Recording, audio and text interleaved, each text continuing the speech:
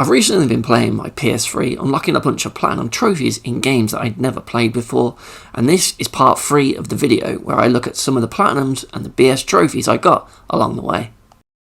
First up in today's video we have X-Men Destiny, which was a game I remember seeing massive hype for as it was nearing its original release, and then when it came out, well, it just kind of bombed, and I remember seeing all the reviews saying how really poor and just basic the game was and how just stripped down it was from what was originally promised in some of the early trailers for it. And well, after actually playing the game in 2025 and beating it, I did actually kind of like it. Despite it being like an obviously average game, there was still some fun to be had, even though it didn't quite get the X-Men right, and they didn't really understand them, I don't think. But one of the things I didn't like with this game was the completionist trophy, which required you to first find the locations of and beat the 15 unique challenges in the game.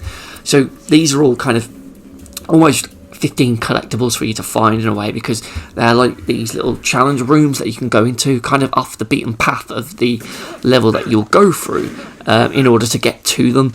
And I already hate collectibles anyway, so having this be a part collectible and part combat trophy just kind of grinded my gears to begin with.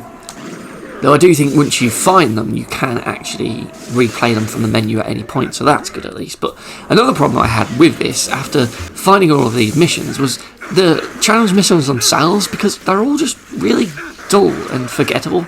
You're just fighting the same groups of enemies in the same locations as the actual story, so there's no real like challenge gimmicks to keep things interesting, because other than maybe like a time limit or not getting hit, they don't really do anything else. And like the time limits are always pretty generous if you use all your special moves, and I'm sure there was at least one that was no getting hit, but even that was pretty much easy. And you know, these little extra side challenges within them, they do little to make them exciting, because it's just the same basic combat that's just repeated over and over again. And some of these just drag on for quite a while, because you'll be in like an arena and you'll have to defeat a load of basic grunts, and then you might get a couple of bigger enemies in the next wave, and then there'll be another wave and another wave, and like especially when you have like a mini boss at the end as well, it's like, God, just end this already.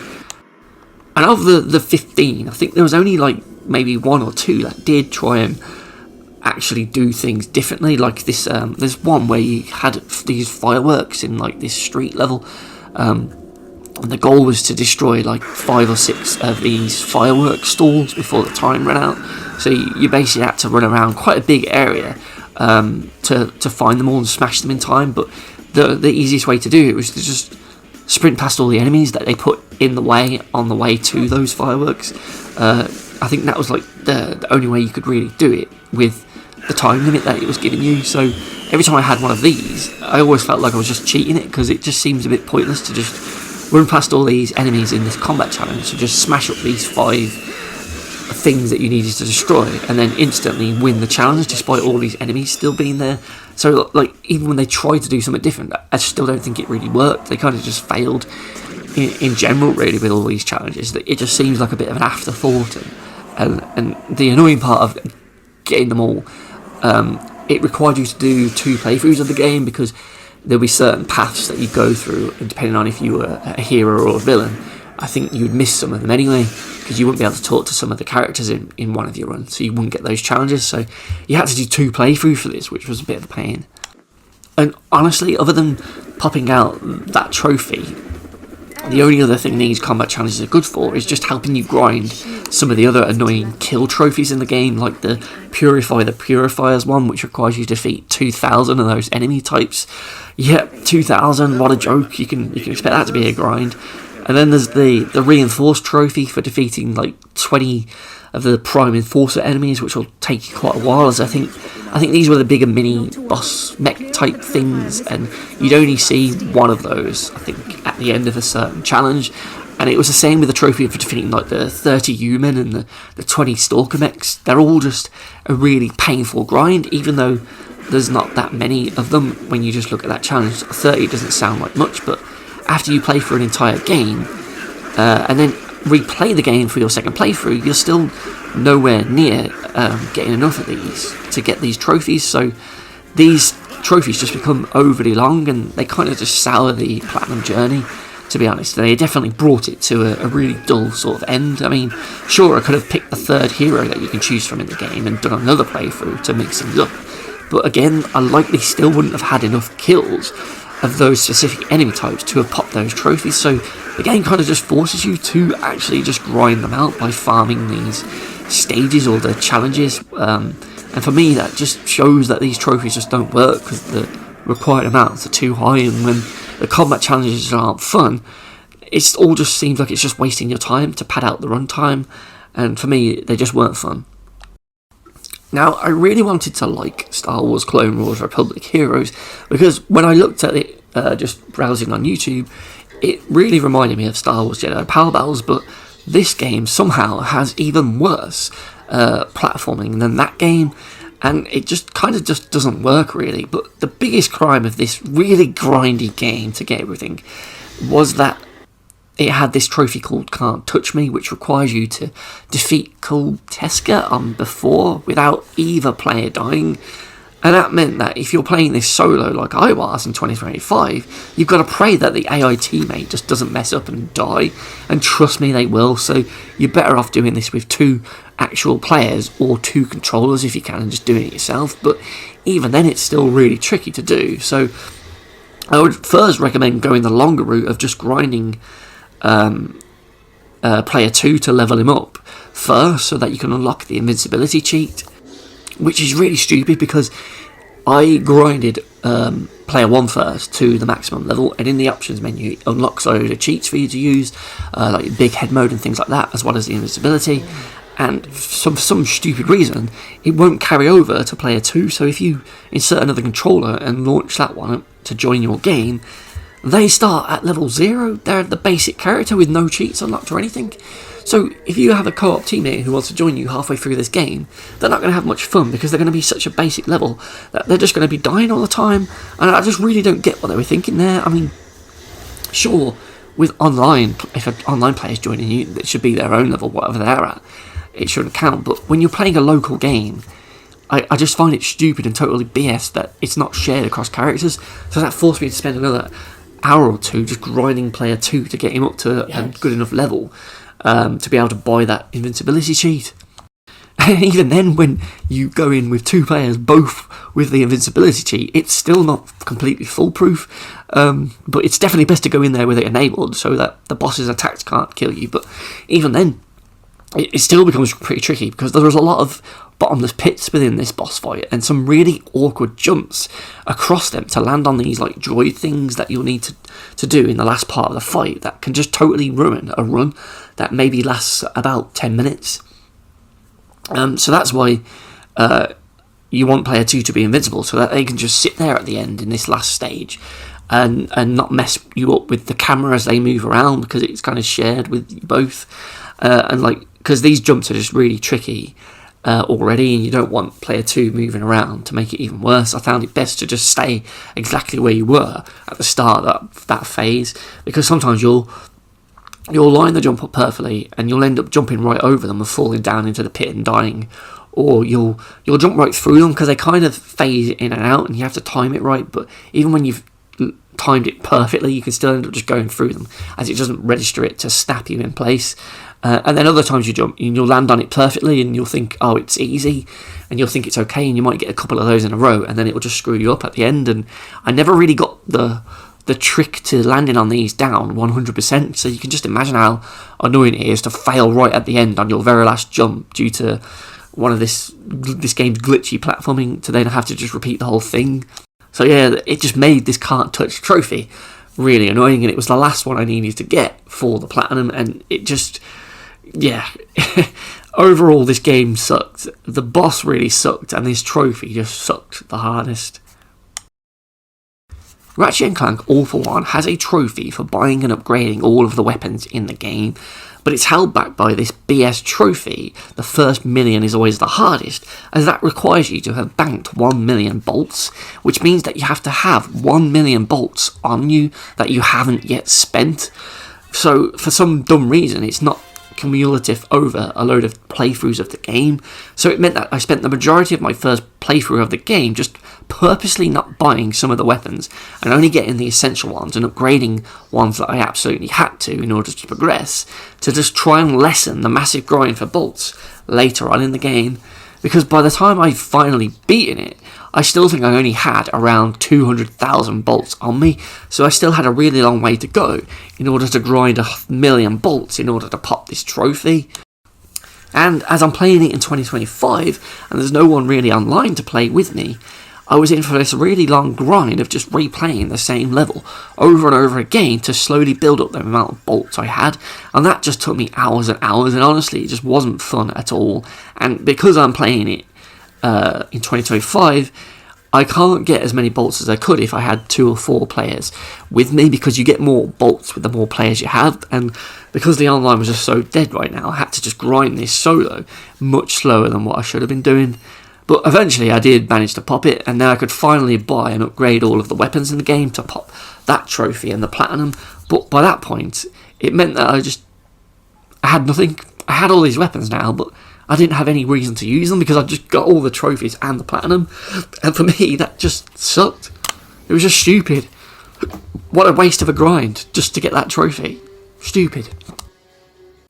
Book of Spells was the first Wonderbook game on PS3 that I'd ever played, and it was actually quite fun, to be fair, though the novelty of it does kind of wear thin by the end because it's very samey as you're playing through it, but the game is actually really short anyway, so that kind of helps, and it's a really easy and straightforward platinum trophy, requiring you to just pretty much just play through the game naturally and do well at some of the mini games. Thankfully, there's no dumb collectibles to slow you down, and you can actually skip a lot of the more sort of slower, boring text that it sort of talks to you about if you're not really that interested in it and you just want to get the platinum. So you can skip a fair bit of the game anyway. So you're actually in for a BS3 platinum journey here, as even the motion controls work quite well for the most part. Though I just want to say the best part for me was when you learn each spell, as it required you to shout out the names of the spells in order to learn it and cast it. But I quickly realised you could just swear or say anything you wanted, really, and the game would still register it, because I think it was just detecting louder sounds in the room. So I had lots of fun with that, making silly spells, names for the spells, smelly butt cracks, and you get the idea. So that was kind of fun. That's how I got my enjoyment with that game. But that Book of Spells is one that I definitely recommend you play if you can get your hands on the Wonderbook. Boom. Yes.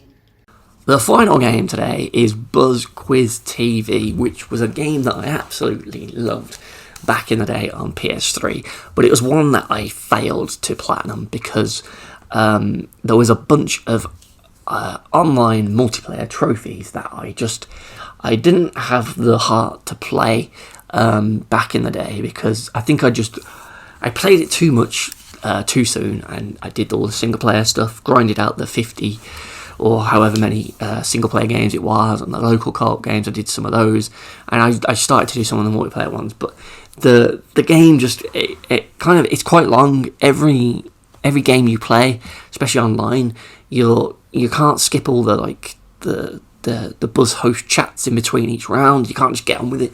So each game can last 10 to 15 minutes a time. So it was kind of like oh my god, this is going to be a massive slog to get 50 multiplayer games played and things like that. So I stopped playing it and moved on to other games, and it was one that I always thought, I'll come back to that later on, whenever I've got a quiet period, but I never actually did. I think I did go back to it at one point, but I realised the PS3 servers for it had closed, and I came to terms with it then that it was just a game that I couldn't platinum now, and I missed my chance. And I was always gutted that I didn't just stick it out and do one multiplayer game a day for a couple of months just to slowly grind it out back when it was popular. And it was only in 2025 when I was going back to all my other PS3 games that I just happened to go on PSN profiles and look at my list of games and filter it to all the unplatinum ones, and I saw Buzz there, and I just clicked on it just to look back at what I actually missed out on getting. And I think it was then that I just saw a post or I saw people were platinum in it, I think. And I was like, well, how the hell is that possible? Because I thought the server's closed. And then it was then that I learnt about this like weird glitch with the game that would just auto pop a bunch of trophies, and it wouldn't pop certain ones. The My Buzz quiz ones or something. It wouldn't pop those, but it would pop any other trophy. And luckily, I had all of those trophies already that it wouldn't pop. So I could actually do this glitch, and it basically involved you playing the game and getting a save file, and then uninstalling the game and loading it on the base version of the game, and then playing it around then, and then coming out of it and updating the game. And then once you update the game and load it up again, the trophies would just pop on the title screen. And this whole process would take you maybe like half an hour, because like the downloads, I tell you, trying to download and install this patch took absolutely ages. It was so slow, even though the file wasn't that big. And when I did it, the first time I did it, I think it popped like almost all of the trophies, but I think there was like 1 or 2 left. I think the 50 wins with multiplayer didn't pop, but all the other like 6 or so that I needed did. And I was like, oh bloody hell, this is great. So then I went back and tried it again, uninstalling the game, reinstalling it once I'd played it, and you know, half an hour later booted it back up with the latest patch, expecting the last few trophies to pop, and they didn't. And I was like looking online, and people were saying like, oh, sometimes it took me like 10 goes before I finally got all the trophies, and I ended up just going, okay, I'll just try and grind this out and hope that it pops. And I spent about 5 or 6 hours just going onto the game, playing it, coming out, deleting the update, playing it again, coming out, downloading the update, sitting around for like 20 minutes or so, waiting for the update to download, and going in and hoping it had done it. If it didn't do it, and I'd go back out and do it again. And yeah, I just spent a whole evening just doing that over and over again, just desperately hoping it would finally pop. And I think in the end, I did it differently. I think I didn't start the game with both patches or something, because you could download two patches. I just downloaded the one on the last attempt, and once I loaded the game, the last few trophies I needed popped, and then I finally got the platinum. So yeah, it was crazy. It was crazy. Like I also made sure before that I wouldn't get banned from like PSN profiles or anything like that for having it, because I'm not actually tampering with the game itself. It's basically just you're doing an update, and anyone could have that if they played the game, had a save file, then went to update it, and then played it pops. So you know, it's a more legit glitch to use. So I was like, yeah, brilliant, I've got it. And that's how I ended up with the Buzz Quiz TV Platinum in 2025, despite the online servers being closed. I just wish other games did that, like, you know, going back to like Fear 2 or something, and getting the trophies for that way, because I only need the multiplayer ones for that, but I can't do it now. So yeah, that was it. That was the look at some of the other PS3 games and the BS trophies I got along the way. I hope you enjoyed this bit of retro-ness for the past couple of weeks. Thank you very much for watching, and I'll see you next time.